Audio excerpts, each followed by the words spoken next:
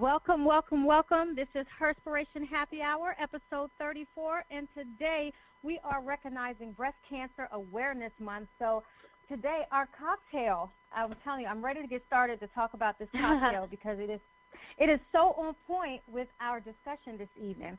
It is called the Pink Warrior. Tell me, is that not amazing? It sounds delicious, and cannot wait to start drinking this. So tell us about it. Yeah, so it's made with pink gin, and then also a pink peppercorn simple syrup, and then you muddle and strain 2 strawberries, and then you add this. I had to look at this stuff to even find it when I first found the recipe, but it's called green chartreuse. And so it's called what? It's a liqueur. It's called green chartreuse. It's a liqueur, and so you just put it in a strainer. Green. Spell that out. Green. Green, green. But what's the second word? Chartreuse. Oh, Chartreuse. And I've never heard of that. Yeah. It's French. I had never heard of it either. But of course, when you have to go hunting down different liqueurs, because I'm not a big sweet drinker. Yeah. But it was just it was on time, and I said okay. And so you can get it in a green or a yellow. But it's just it's like a liqueur. Yeah, well, it is a liqueur. So you put all of those ingredients into a cup, shake it up, and pour it into a martini glass. Now, did you say pink gin? Yes. Pink gin. Like the gin itself is pink. Yes. What brand is it? I am not going to say the brand because we are not being endorsed. But it's out there. Okay. I'm curious now to go get it in liquor stores. And that's okay. So the gin itself is pink. I've never seen pink gin. I'll make sure you get it. Okay. I was just morbidly curious. Okay. Well, there you go. Now you got. I know. Yeah. See, I'm a gin drinker, so hey, I do my best. Okay, so this is your host, the unapologetic diva, Dr. G, and then we have on the line also the other co-host, Dr. Zoe Zorka. How are you today? Yep, me, Dr. Zoe Zorka, Dr. Zoe. Yeah, so I'm here too, ready to try some Pink Warrior and talk about Breast Cancer Awareness Month. It seems like this year I haven't really noticed as much about it, in the media and kind of on the streets as I have in years past. Does it seem like that in Baltimore? But I haven't really seen as much stuff about it as we feel like we have before. Is it like that in Baltimore? Well, yes, only because I know friends that are going through it. There are, it's more present around me than I prefer. But I mean, just having friends who have gone through it, who are going through it, or, just making sure that they get their mammograms and all of those important things. In which I just want to say, if there are any men out there listening, men get breast cancer too. So I just want to put it out there that women are not the only ones that need to be checking their breast. That's very true, 100%.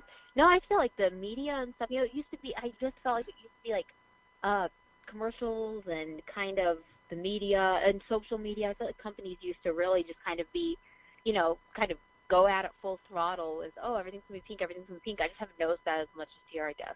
So maybe that's something I'm looking for. So I don't know. Okay, yeah, I have my own, and we'll talk about it I'll talk more about my experience with breast cancer, both from a family standpoint and then some, really taking an ownership of your health. That's one of the discussions that I'm definitely going to bring up based off of a situation that I've had to go through. But outside of that, how was your week? How's your week been so far? I mean, we had the long weekend. I don't know. Did you get a long weekend? No. We had to work for you're supposed to call it Columbus Day, Indigenous Day. You're supposed to I had to work, so we don't get whatever that day is. We don't get it off. But it was also Canadian Thanksgiving, so which still doesn't matter because we're not in Canada. But yeah, so it was also Canadian Thanksgiving. So we didn't get that off either. So no, I did not have a long weekend, just a regular weekend. But I'm getting ready to go to New York City tomorrow, and then I'm going to, let's see, Maine, New Hampshire, Vermont. I'm getting all those. I'm checking off the northeastern states that I've never been to before. So I'm excited about that. Well, that's cool. And yeah, I don't know what to pack. Like, packing's going to be hard because we're, New York, we're going, I'm staying with my friend Jen in East Village, and then we're going down to, we're going to be in Manhattan and doing all the fancy stuff. So I think that it's more, just doing all the fancy stuff. And so then I'm going to go to Vermont, do all the hiking stuff. So really trying to figure out what to pack is a challenge. But I think I'm getting it. That will be good. Okay. Yeah.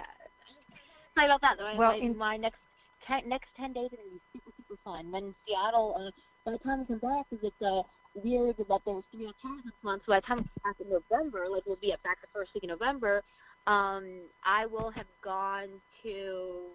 been to, let's see, 5 different states. I'll go to 5 different states, so that's exciting. I've never been to Seattle either, so. Okay. You know, my cousin Ashley lives in Seattle. Oh, really? Okay. So I have been. Because we're staying near Pike. Was it the Pike Place or whatever, the marketplace? I know we're staying near the original Starbucks. And yeah, so I'm excited. Lots of sightseeing in 2-3 weeks, and so I'm really, really, really. That's my excitement is what's to come. Okay, wow. Mm-hmm. Well, for me, my week was actually pretty good. It was somewhat relaxing, and I did do some work because I managed to finally get through all the edits of my book. So I'm great. finally for that. Yeah, since when I pushed it back from September, I realized, I said, I'm not going to be in a rush. So it's been at different editing phases, and so I finally got all of the recommended edits done. How many pages is it? Well, you know what? I have not done it in a book form. I just have manuscript pages. Yeah. So I have So I have around I have around 99 manuscript pages. Okay, cool. So probably probably about 150 book pages. I'm pretty good at doing the convert. I mean, this is what I do for a living, so I'm pretty close on the convert. It's only because this is literally that's what I do for work. Because sometimes they want stuff in a book form. So I'm guessing that's a pretty good. That's gonna be a nice sized book. What's it gonna be about? So it's called I Am Not a Stereotype. And I think I posted this online before when initially I was going to release it a little sooner. But it's called I Am Not a Stereotype. I am her. Her is spelled H.E.R. because H.E.R. stands for different things. And I shared that it was derived from a poem called I Am Not a Stereotype, I Am H.E.R. And through the poem, which is in the very beginning of the book, I go through what H.E.R. means before I even start the book. So that's the first thing you see. But it is my own personal challenges in life dealing with, my own race and culture and my perspective of things that I've gone through. Having, being multicultural, well, multi-ethnic, actually, because I'm Mexican, Indian, and Black. And so, you go through your life with different phases, and so I talk about those things. I talk about my relationship. I talk about my thoughts and perceptions on being Black or being mixed or, but basically, overall, I can't be boxed in. I shouldn't have to be boxed in. And choosing to be boxed in does not make me not, feel as though I have to conform to rules of no matter what race I choose to be. I mean, by meaning of like I'm Mexican, I'm Native American, Indian, and I'm Black, and I shouldn't have to make a choice to say that I am just Black, I am just Mexican, I am just, I don't want to be boxed in. And so, but I do talk about a lot of those things and how race relations fit into that. So that's what my book is about, and so I've decided to let it be a birthday gift to myself. So it will release on November. It released on November 8th for my birthday. I'm trying to now. I have a PR person that's going to be setting up my book signings. Oh, that's awesome. Yeah. Did you self-publish? I am self-publishing, only because way back in the day, I had my own publishing company. So I already knew what I needed to do to publish with the ISBN numbers so that I can choose to put my books into stores if I want to or anything else like that. And, of course, it'll be available on my website. Yeah, and are you going to do a digital copy on, like, Amazon, all kinds of stuff, too, for Kindle? I intend to, maybe not immediately, but that I will. Yeah, it's because it's really easy to make it. It's really easy to convert to super. I mean, you can do it in Word if you once you figure out how to do it, but it's really easy to convert to .mobi file when you can put it on Amazon. That's awesome. I had to do it when I'll consider that. I will consider that. My old boss tried to write a book, so yeah. But yeah, and it's cool, okay. So it's easy because people, so much stuff's electronic now, which is really neat. Of course. So you know what? This week, let's talk about our WCWs for the week. Who would you say is your WCW for this week? Who gets that recognition from you this week? I want to say I liked some of the. I mean, they weren't bad. I want to say I liked some of the female candidates in the debates last night. I think that the one, the lady from Minnesota, I can't pronounce her last name because of the K. I know how to spell. I can't pronounce it. Don't want to screw it up. I think she was kind of a dark horse that did pretty good. She gave really good answers. I think she was I liked her because she was really realistic. They all sounded like all of them, the men and the women. Everyone sounded like a politician. All these people, I love when debates come around. It doesn't matter if it's Democrat, Republican, debates come around, and they're all promising all this stuff. They're promising us everything. You know how it is. The one dude, Yang, $1,000 for every American every month. Okay, cool. Wow, that sounds great. No more debt. The stuff that they're some of them are promising us. I'm like, nah, we all know it's not going to happen. But hers, I kind of liked hers because hers seemed more realistic. So, I guess, it's still good to see. I don't know if there, but in 2016 there were some, but just this is hasn't really been since the last 20 years since there have been women actually at the presidential debate. So yes, that was pretty exciting stuff. Seeing at least the being serious contenders, women being serious contenders for president, and despite the fact that they gave politician answers, it was still good to see them all up there. So I'll give it to all four. There was 4 of them, I think. 1, 2, 3, 4. Yes, Warren, Harris, Tulsi, and then the K. Oh yeah, there was 4 of them last night. So I'll give it to all 4. Who was yours? So mine, actually, I actually have one of mine who's a friend of mine who is a breast cancer survivor, actually. Oh, wow. And so I thought that, let me have my WCW, who I admire a lot, having not only fought the fight with cancer, but also won. And her name is Laurie Kopis. And so she's had a very, difficult year. I mean, she lost her husband and, just after going into remission. So, I mean, I think that that level, that level of just strength in a woman is amazing. And so I did get word that she was trying to call in, but it just kept ringing. So trying to, work out to get her on the line so that she can come on, because I think her story is absolutely powerful. Is that a ding I heard that someone's coming in?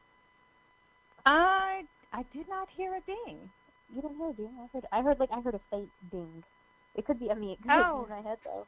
You said it could be. I'm pretty sure I heard a ding, something. I'm pretty sure I heard a ding on the line. So we'll see if she's on there. But that's a good one. I was whenever you ask that question, I always think about things that have happened this week, and then I don't think outside the box as far as even the theme goes. I was thinking, okay, what's happened this week? And of course, all I can think about then when I'm asked to think about the last week, all I can think about is the last 24 hours. And of course, I come up with the first thing I think of. So that is great. I do. My aunt survived breast cancer. She's alive and well. You met her at the wedding. She survived it, and she's doing good. And I've had other other people, distant family members, friends, moms. A lot of my friends' moms have gone through it. Some unfortunately haven't made it, but it is. It definitely. Everyone knows somebody who it's happened to, and it really doesn't. Breast cancer doesn't really discriminate. You can be black, white, Asian, Hispanic. You can be super healthy. You can be not in that great of shape. You can be wealthy. You can be poor. It really it's one of those things that it's equal opportunity. It's definitely an equal opportunity disease. Sure, you can say, oh, you can be healthier, you can try to do things to mitigate it, but in reality, it can affect it can happen to anyone. Mhm. Yeah. No, and okay. that's what I think makes it so scary. Is it's not like oh. It's something. They're not like one of the ones like most. I mean, even though it can happen to people who don't smoke, not like lung cancer. You smoke 20 packs a day, your whole life. Kind of, you're going to put yourself at significantly more risk. This one, there's more of way more random. Oh, okay. Well, I think anybody who goes through that is absolutely amazing. I'm sorry. No, I'm having technical difficulties here. Yes. So I'm trying to get it rectified now. Anyhow, so while we get our technical difficulties worked out, let's have a talk about the importance of owning your own health, because I think one of the things that I know I had to be faced with is that your primary care doctor can make mistakes, not be on point, because they do see it a lot. And so even if you go annually and if you make changes to them, you have to be empowered to go in and ask for your a certain level of care. I myself went for my annual physical this year, and I actually had to tell my primary care doctor, hey, I think it's time for me to have a mammogram. It had been 3 years, because, after a while they said every 3 years you should go if you test negative, if you have no issues. And I said, okay, fine. So when I did that, I went from one mammogram to having to go back to having to have a breast ultrasound.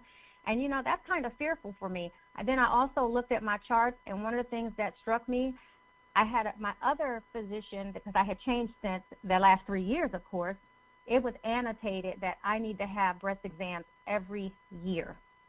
Oh, wow. Every year. And not once did my primary care, when I was going to see her, and I was seeing her for 2 years, never once looked at it, and I had to bring it to her attention. And you know what? Even when I brought it to her attention, she said to me, oh, yeah, I guess it is time. You guess it's time? You talk about a poor level of patient care, and then to have to be drugged through all of this. The other part that bothered me is that during my physical, not once did she touch me. Really? Never. Wow. She did not do a manual breast exam. So if anything would have been wrong, I would not have known. Now, I do my own, but, a lot of times people can do their own, and I'll be quite honest, I have no idea sometimes what I'm feeling for. That's why I try to go to the doctor annually to make sure that, my breast self-checks are fine. Yeah. Just That's to crazy know that I went in there. Yeah, I went in there and she did nothing. She just kind of listened to my breathing, and that was pretty much it. I was like, wow. This is a very interesting exam. But you know what? Just recently I went through the same thing. I had another physical, and it pretty much resulted in the same thing.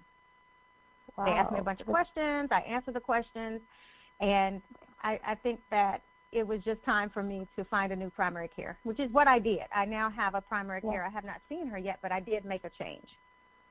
Well, yeah, you definitely. That's because even I've never had a mammogram. I'm not at the age, and I don't have the risk level, but they still do, because our insurance, like the insurance, they send you the text, and they send you the text, the letters, the emails, you have to go for your annual lady parts exam, which is okay, whatever. And then they always do it then. So yeah, because my insurance, your insurance, if you don't go, you're going to keeping this. They're going to annoy you until you do go. So yeah. Mm-hmm. Well, that's a good thing. Yeah, it is. Well, because if you think about from a private insurer's perspective, it's better to prevent stuff. It's better to spend, what do they probably even spend on their end? They probably spend, what, like $200 paying for their portion of just a basic, like, annual women's exam. And it's better to do that than have to be like, oh my gosh, now we're going to pay thousands of dollars, you know, should she get cancer. It's way, and like, it gets advanced, you know, like if you're like, oh, we can spot something early on if you take it. The insurance companies, the private ones, they're in it for the, you know, they're in it for the money. So they want to prevent things. That's why they're so much like, okay, get a flu shot. Flu shots are free. Flu shots are free.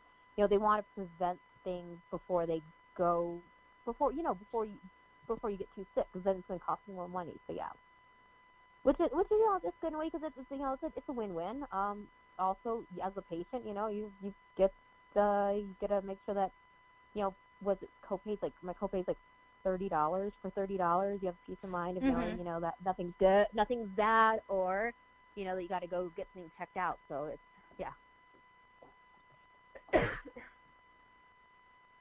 You yeah, I've never typing too. Yeah, I've never I haven't had the pleasure of having a mammogram yet. You're awake? Like, it's not like you don't go under for mammograms, right? You're not. Like, no, you out, no, no, you do not get put out for a mammogram. Right? No, well, yeah, but no, they do. Machine, right? They do smash your boob.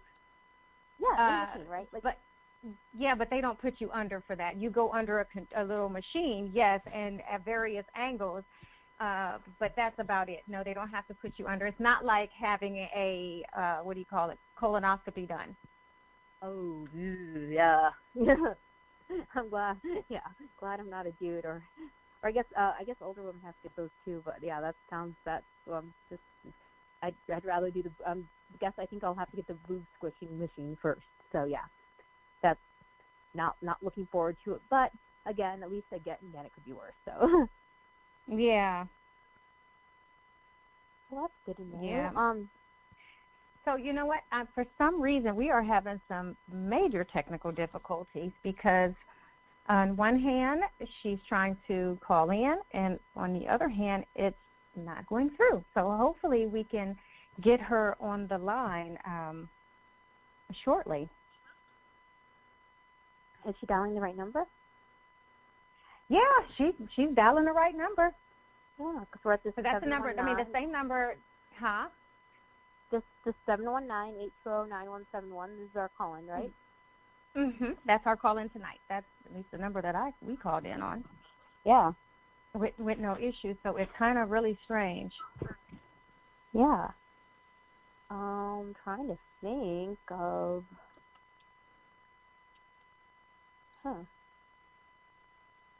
Interesting. Well. Oh, she said she's been calling for almost 20 minutes. So that's kind of, I have no idea what's going on. Yeah. I don't want to hate. No, you know what? Hold on a second. He just sent me the same number. That's what she's calling on. I don't know. Yeah, this is kind of strange. Okay, so hold on, stand by, keep the conversation going for a half a second, and I'm going to try to bring her through. Hold on. Okay, all right. I'll keep talking. Yeah. Laurie, are you there? Yes. Hi, Laurie. Hello. How are you? Hi. I had to bring you through on a different way. I'm so sorry. For some reason, we're having a bit of technical difficulties, but I really, really wanted to have you on the call today to talk about, you know, one, you're a breast cancer survivor. Yes. And so I guess the first question is, how did you find out? I had a lump, and it was exactly 6 years ago. I had a lump, and I went to get a, what's it called, a mammogram done. And they immediately saw something. They took x-rays, all this kind of stuff, and they sent me straight to a surgeon. And he said, I can look at it and tell you it's breast cancer. It was very quick, very, very quick. Wow. They just pushed me right on in there, and, you know, it's amazing. Just the people here were incredible, the doctors, the nurses, everybody. Incredible. So how do you process that? If things happen that quickly where you found a lump, you went to surgery, how do you process that? It's very difficult to process it. You are thinking that, first of all, you're thinking bad thoughts. and that's the normal thing to think. But for some reason, I felt very calm about this, and I don't know why. I want to say that God was helping me, but I felt extremely calm, and they said, we're going to go in and do chemo immediately. I did 3 months of chemo. I did my surgery, the mastectomy, and then I did radiation. And the whole time it just felt, I knew everything was going to be okay. I think that's what I'm trying to say. Okay. So, and I know I remember reaching out to you before because you did lose your hair. And yes. So did that, I guess, was that of any value to you? Did you go through any emotional changes when that started to happen, or was it one of those things like, at least I'm alive, that's all that matters? No, it was, I'll be honest, it was very devastating. And I know people should not worry about what they look like and if they have hair or not. But I just think for me it was very devastating not to, and you didn't have eyelashes, you didn't have eyebrows. It was not a good time, But I did go, they had a class at the Breast Cancer Center where they taught you how to put some makeup on to try to draw some eyebrows, and they were really, really helpful, very helpful. Oh, my God. You know what? I never even gave thought to how much hair you lose. Because I know you lost hair on your head. I did not realize it's your eyelashes, it's your eyebrow. Mm-hmm. Somewhat known about the eyebrows. However, you don't really think about that as much as the hair. No, you don't. And nowadays it seems so much different. Women are walking around bald. Nobody even, thinks about it. It's just kind of the norm, whether it's cancer related or whether they just shave their head. But I think a lot of women felt very vulnerable, without hair. That's okay, so I have to say this. Even though that's the current day, it's not. I want the audience to know that we're not talking that you just had cancer 10, 15 years ago. Right. That you've only, and how long have you been in remission? I guess 5 or 6. Okay. It's been 6 years this October, so But oh wow! It was it was something that changed in me afterward. I felt, like I said before, about this calm feeling. I feel calm about everything now. I don't stress about anything because nothing can hurt me. I became very strong.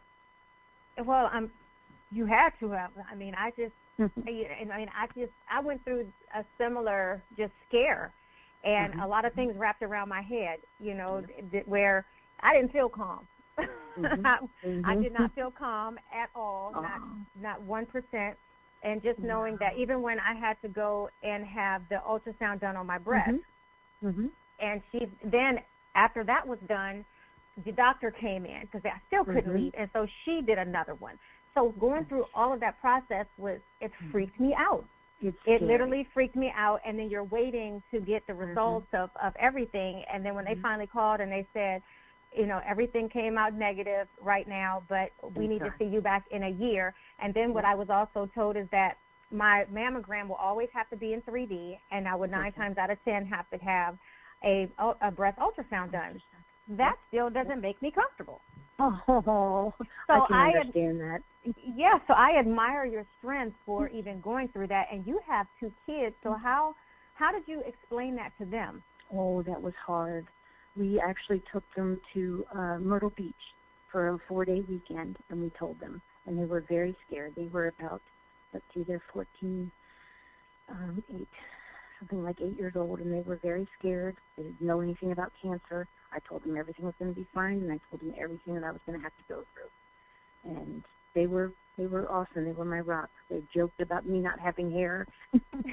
They put on my wig, So they were really very helpful with making me feel better about it.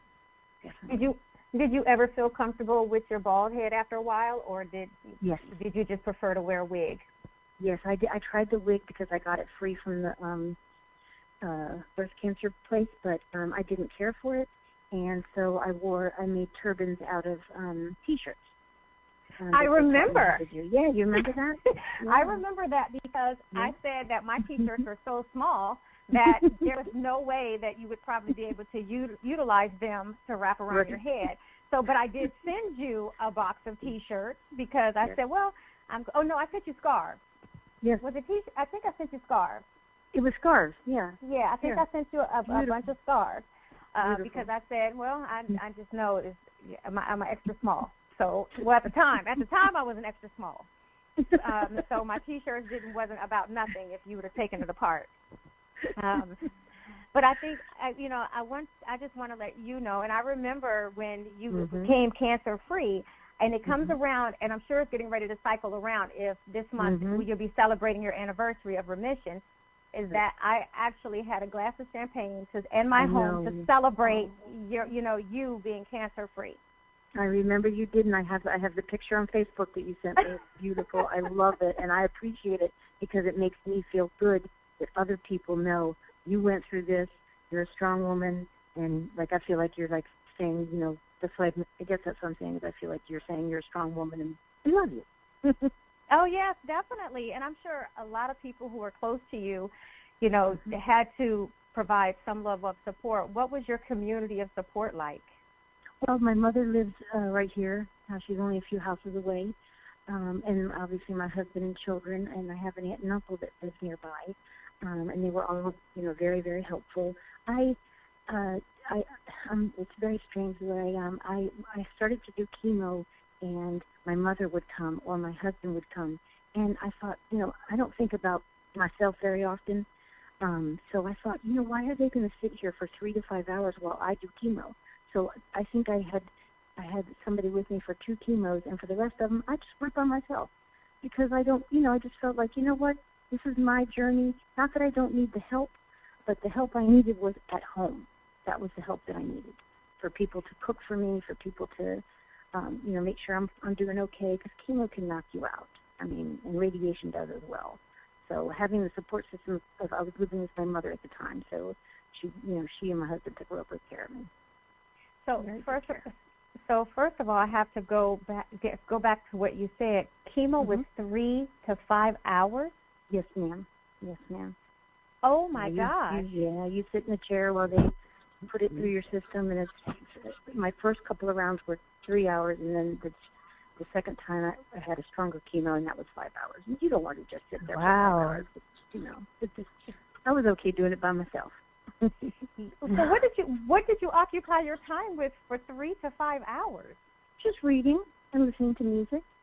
And sometimes you would talk to people. You're actually sitting in a chair with a bunch of people all around you, and they're all having the same thing.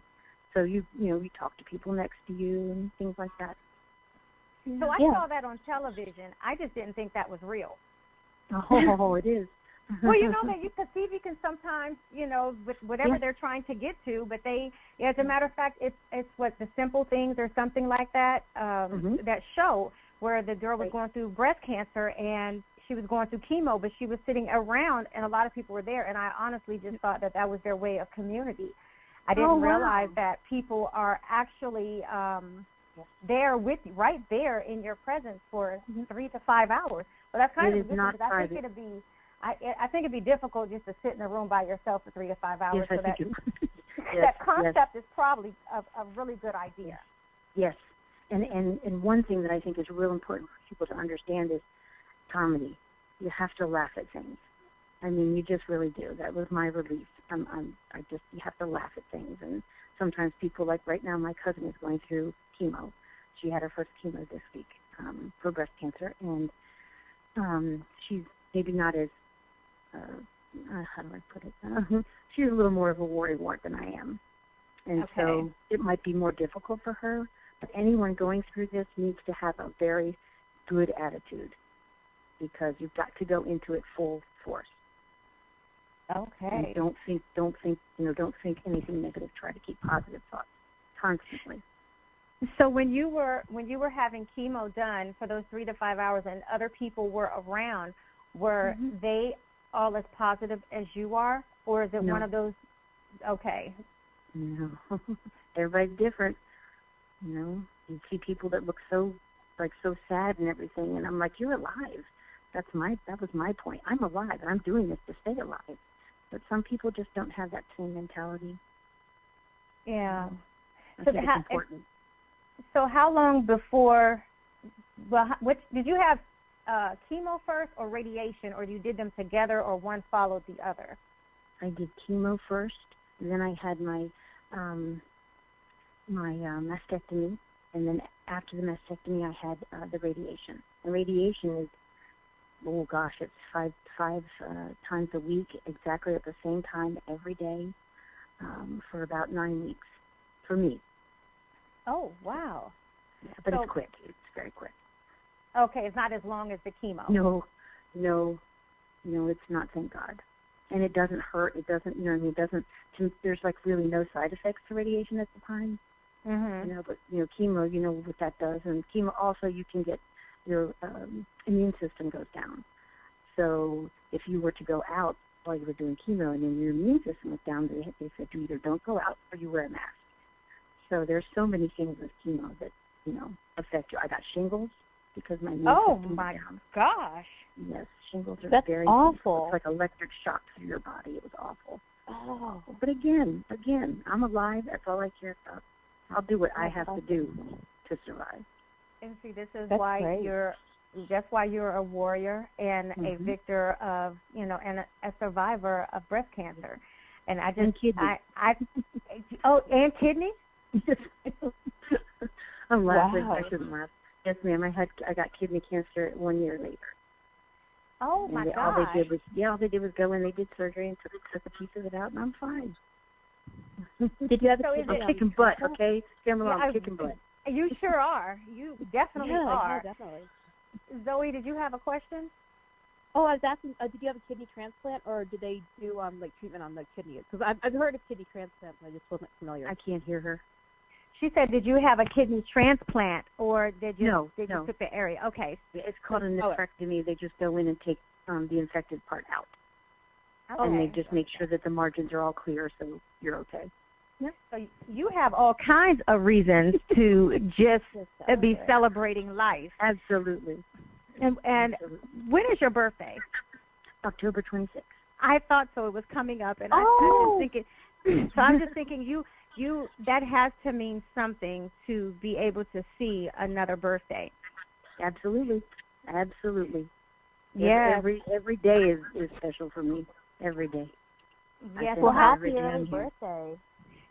How often do you go for checkups now, or is it more often than, I guess, annual appointments? You have to go every 6 months or 3 months right now? Well, I was doing 3 months for the oncologist. Now I'm on 6 months. They test all my blood work and do all that good stuff. And then you have to go to the urologist for the kidney, and then I go to my surgeon still once a year. But it's definitely gone down because in the beginning you have to go a lot, checking. And I have my mammo, of course, once a year as well. Yeah, and that's important. Absolutely. Very, oh my gosh, if I could scream it from the rooftops, And check yourself, too. That is so important. That's how I found mine. So let me just ask, because I check mine, and quite honest, I have no idea what I'm doing. Oh. I think part of it, I have to, because I have what's called fibrocystic breast. And so to me, everything feels like a lump. Right. Oh, so I'll tell you, if you felt it, you would know it. I mean, it's normally it's just a hard round, like a cyst type thing, and it can be painful. But the best way to do that... It feels like a ball. If they said it feels like a marble, is it right? Is that right? That is correct. Okay. Yes, and the best way to check yourself is in the shower with soap on you and your one arm lifting straight up in the air. The best way to check.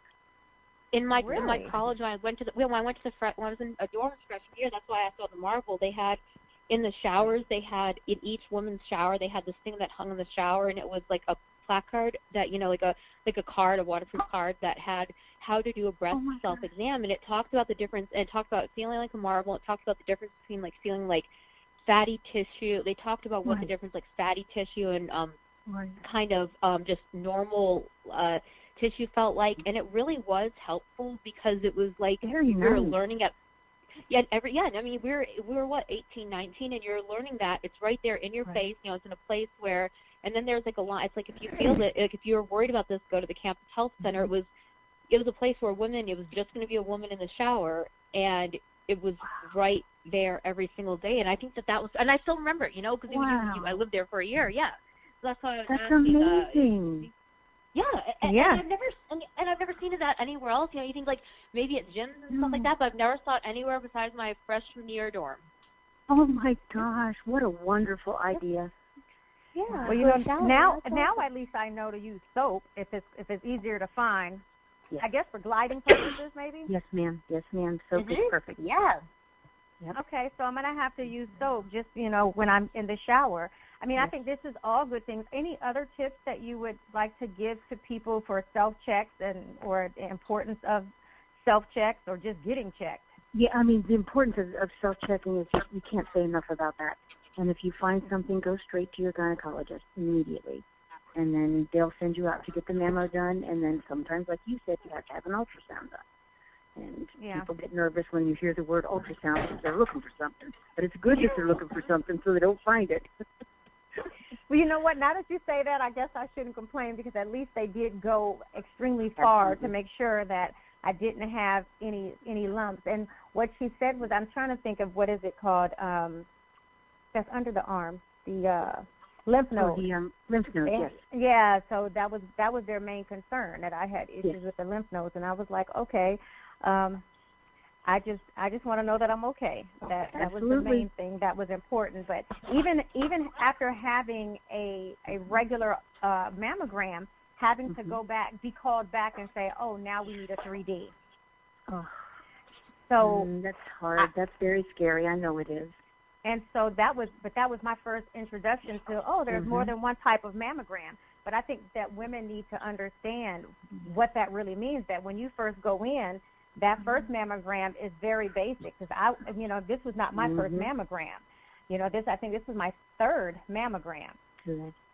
And so, but also my great grandmother at 89 got breast cancer. And then my great aunt also had got breast cancer, I think in her 70s.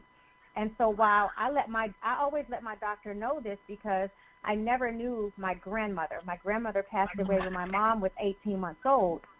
But my great aunt that got breast cancer was her twin sister, and my great grandmother was her mother. So there was too much of a connection of a link to me that they couldn't ignore, because they would never know if my grandmother would have gotten breast cancer. Wow. So it's very scary. It's very scary position to be in, because when you say, some doctors, I remember one doctor said, "Oh, that's too far down. It doesn't matter." And I was like, that's not too far up the chain, because they said because my mother and did not get it, or anyone else directly in my family, like my sisters or anything like that. Right. But still, you know much of a direct link. In that same vein, you can get a blood test for the BRCA gene, ACRA. That's the gene that carries breast cancer. And I'm not really sure what the other cancers. I think it might be prostate and somewhere in the reproductive tract. I'm not sure which one, but it's called the BRCA gene, BRCA. You can get a simple blood test, and that will, it can tell you if you have the gene, and if you have the gene, you could possibly get breast cancer and other cancers. I wonder why don't they test for that? You're predisposed to it, right? Yes. It lets you know that you're predisposed. Yeah, like it doesn't say, oh, you got it definitely, but you're predisposed. Yeah, that's really good. It's when you kind of know to be more aware of it. That's great. Right. Well, some people have the BRCA gene and can get it, but then there's others who don't have the BRCA gene and get it. That's why I was saying earlier. Yeah, it's so random sometimes. And Angelina Jolie, she went ahead and had the mastectomy because she had the BRCA gene, and her mother passed away and her aunt passed away. She went ahead and had a mastectomy without even having breast cancer because she was that afraid. And I can understand. So let me ask this. I mean, you might not have the answer, but even if you have a mastectomy, do they remove all the lymph nodes also? Is all of that gone? Can you not feel? What they will do is they will go into, like, I only had my left side done, and so they went in and looked at the lymph nodes as I was being operated on, and they could tell, so they pulled out the ones that were infected. And, got to a good one, and now I have a hard time lifting my arm up, unfortunately. Oh, wow. Yeah. But So are there any other after effects now for you, whether it's from chemo or from radiation or even from your mastectomy? Nope, nothing at all. You just feel like normal? I feel like normal. Wow. I think that's so amazing. And so I'm telling you, we do appreciate you coming on to the call. I mean, I can't stress enough, how much of a survivor and how much strength you have. And I've known you for years, and you've been through a lot. Yes, I have. I thank you. Even before that. And so yes, ma'am. you are one of the most resilient women that I know, which is also why I was sharing with, when I picked my WCW for today, I was so glad you came on the line, because you are it for Breast Cancer Awareness Month for our call today. This is sweet. Yeah. Thank you. I appreciate it. No, thank you. All right. Well, thank you for coming on. That was awesome. I know. Thank you so much for joining us today. And so we're going to just, say cheers, and we're going to, this is a cheers on your behalf for being a survivor and a victor. So to our pink in our drink today is Pink Warrior. I love it. And so, and it's a gin drink. All right. So you have you all take care. All right. Thank you so much. Thank you. Bye-bye. Wasn't she amazing? That was great. That was awesome. Yeah, that was definitely great. She was story and absolutely amazing. I mean, I absolutely love her energy. I love her spirit. And she's been through a whole lot, and so you can't get. I don't think I could have found anyone better for the call to share the importance of breast cancer. I mean, I learned a lot because I did not realize that chemo was 3 to 5 hours. I didn't know that either.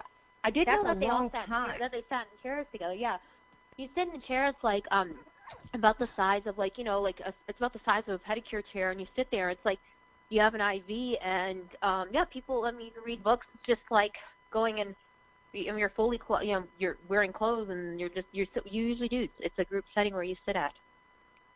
Yeah, well, that's a long time. That is a long time. It's not pain free. I think a lot of times people get sick during it, and it's really it's hard on the body. It ravages the body. I know that. You never had to have a mammogram? No, you're not supposed. You don't have to start getting them until you're 40. I had my first one at 38. I'm not 38 yet. They don't. Okay. Yeah, Yeah, and maybe you also. I think since you might have military health care, they sometimes have you start earlier. But private insurance doesn't have you start till you're 40. Yeah, so I still got I still got a while. Unless I find something. Yeah. And I'm not and I don't have family history, and so so I won't probably get mine until I'm 40. Oh, okay. Well, that's interesting. Yeah. Well, that's it could be your doctor. Yeah, it could be your doctor. Yeah. Well, I mean, I'm grateful that that I started getting mine at 38. I mean, especially to be twice as cautious. And even though you're supposed to have them done annually, I said, since 38, I've only had 3 of them. 38 was my first one, 40 was my second, and then this time at 44. Yeah. I think my mom only gets hers. I think my mom only gets hers every 3 years or so because she's not at risk yet. Well, normally I don't know why. Mine was charted on my one when I was 40 that I need to have one done annually. But that's just didn't you say you've got some sort of different, you say your tissue, because your tissue's a little thicker or something like that. Yeah, didn't you say cystic breast. Yeah. Mhm. Yeah. Then that's probably. That's probably why. Just better to be safe than sorry, because it might not be as easy to tell. Because you were saying, you don't really know kind of the difference about what it's gonna feel like. But yeah, a marble. That's what it's gonna feel like, a marble. They say. Yeah, well, that's the other thing is that I wasn't, when you've never had a lump, you don't really know what to feel for. And for me now, just with Laurie coming on and explaining, you would know, it lets me know that I'm at least doing something right. Yep, that is, you are doing right. Use soap. You said you use soap. I remember that. That's what was in the shower thing. Yeah, use soap when you're doing your self exams. Yep. see, now what I'm going to do is when I get in the shower, I'm going to be constantly like, okay, let me give myself a breast exam. I mean, if I'm, because I'm going to soap up every day anyway, so, you know, sometimes twice a day, I may as well make good use of it. You never know. But then, you know what I also read, talk about breast cancer, is that sometimes it's your partner that you're with that can find the difference for you. Yeah. That's true too. Yeah, hey, you never know. if you're in a relationship, hey, he better be filling you up. That's true too. That's a sure way. That's a sure way to, you know, that you can make sure that you are checked. But then, and here again, when we were talking about men, I remember when I was having my last my mammogram done, and it was just a struggle because I mean, I had to do it from the side, and you know, it was just a mess. It wasn't I didn't feel like it was as basic as the first time I had it done, or the second time I had it done when I turned 40. But I was telling her, I said, I have boobs, and she's struggling with me still just to get the right view. I said, what about men? You know, she said, well, men are the same way. I said, men actually get mammograms. See, I was under the assumption that men got ultrasounds because of this. They really don't have, well, I won't say not all men have boobs because there are some men who have boobs. But, you know, if a man has predominantly muscle, then how is he getting squeezed? And she said the same way. I was like, as little-breasted women. And I just thought to myself, that has got to be the most painful thing because I have boobs and it's the most uncomfortable thing ever to have your breast smashed and then squished. Because, I mean, they smash it down with their hand, and then they lower the contraption down on top of it and then tighten it. And then they say, okay, hold your breath. Honey, I have no choice but to hold my breath. I know, right? Yeah. Because it is the most uncomfortable thing. But just knowing about the statistics for breast cancer, I'm fine with doing it. You know, it makes it all worth the purpose of going. So, it really is. It really, really is. Think about like lady exams, like when we have to get the lady exams done. It's like that talk about it sucks. That sucks. And you know, men, they're gonna have to get the colonoscopies and the whatever they have to get. That sounds painful too, but it sucks. But like it's still, if you can do that to prevent future a lot more pain in the future, you know, that's temporary pain. That's true. Preventive measures. It's preventive medical care. It goes a lot further, and it's a lot cheaper. It's a lot cheaper than having to actually go through the process because, you know, I can't imagine that, you know, surgery is expensive and chemo is expensive and radiation is expensive and hospital stays are expensive, and a $30 copay seems real inexpensive to having, you know, preventive care done. Yep. Exactly. Or no copay, depending on what your plan is, you know. Yeah, exactly, yeah. But regardless, and that's why I think I'm great. Yeah, I'm grateful, and that's why I'm grateful about the health insurance when Obama did Obamacare. He made it so that every person in America could be insured, even if they had cancer in the past, because a lot of times places are going to be like, oh, we don't want to insure this person because they're a high health liability. Like a car insurance place might be like, oh, well, we don't want to insure you because you've been in 3 car wrecks in the last year. Well, Obama was basically like car insurance, health insurance can't be like car insurance. So that was one of the really good things about Obamacare. Now, obviously, Obamacare is not perfect, but that's an important step, is making sure that everybody has the ability to be insured. And I had to go on Obamacare because our old company, we got to be too small. They basically said there's only 3 of you for health insurance, so we're kind of kicking you off the plan. You guys aren't in a group anymore, so you don't get a group plan. So we all had to go on Obamacare, and it wasn't great, but I think that was the most of the $35 copay with a $5,000 deductible, but it was still like they couldn't ask you any questions about your prior health. They could only ask you, they only adjusted your rate based on whether you were a smoker and your height, weight, blood pressure. So your basic stats, that's all they only adjusted slightly there. So, so it was more about, but everybody, you know, it was to hopefully make sure that nobody has to deal with those catastrophic health hospital bills. Whereas in the past, they could have been uninsured and they would have dealt with catastrophic bills.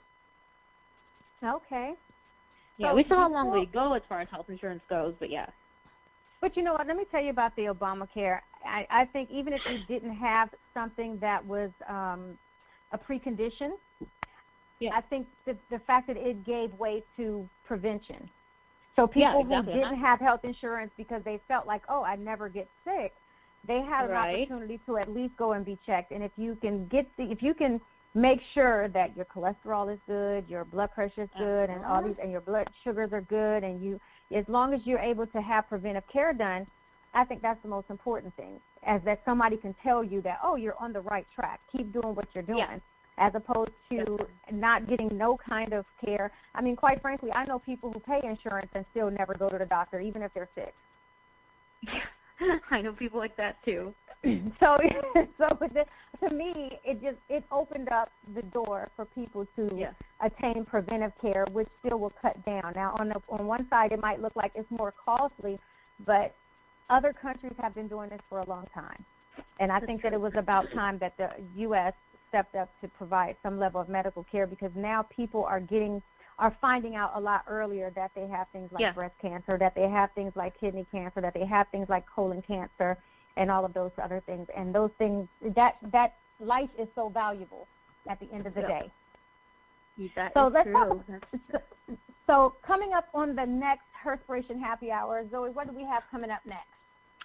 I think we're going to be talking to some writers. I'll call it Writers Wisdom. There, I just made it up like in a split second.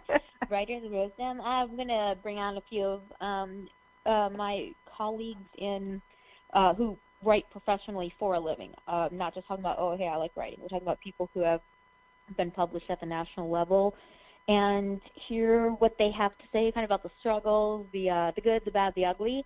And I think it's going to be really exciting, because you hear a lot of people say, oh, I want to be a writer, or my favorite, I am a writer. No, you're not a writer. Like, you can't write. You're not a writer. You're a blogger at best, and you're not even good at that. That's what I think about some people. But, if you really, really want to make it, what it takes. So I think it's going to be that's going to be awesome. I'm excited about so they'll be in 3 weeks, because this month's a weird one, so it'll be in 3 weeks. Yep. The first Wednesday of November. And so how can people connect with you? Twitter and Instagram at Zoe Shrug, ZoeShrugged. Find me on Facebook, Zoe Zorka. I'm literally the only Zoe Zorka in the world. If there's a fake account, you'll know it's not mine, because it won't be nearly as clever and witty as me. Like, I accept all friend requests, whatever. Everything's out in the public. So find me on the social medias. Okay. Well, you can find me on Twitter, Facebook, and Instagram at I am Dr. P. Gurley, IAMDRPGURLEY. And like I said, I'm on all major platforms. And, of course, with Herspiration Happy Hour, you can find us on Facebook and on Instagram at Herspiration Happy Hour. And so we look forward to you tuning in with us. Of course, this episode will be available on the podcast within a couple of days, so that you can go back and get some, first of all, hear the amazing testimony of Laurie Culpus, who was absolutely an amazing guest today, and we thank her again for coming on and sharing her story, because, not everybody has to, but the fact that she is one of the people that I admire, I'm really, really thankful, and we're really thankful for her to come on and share her story with us. And, of course, until the next time, we're going to enjoy this Pink Warrior on behalf of, Breast Cancer Awareness Month. And what we will say is that for you, both men and women, check your tatas, and also use this month as a reminder. If you have not been to the doctor for a breast exam and you're over 40, or you are high risk, find yourself there, make your appointments, and be seen, because your life is valuable to somebody. Do you have any last words of wisdom before we head out for the evening? Going to say cheers. Yeah, cheers. Cheers up. All right. Cheers, and until the next time. All right. Bye.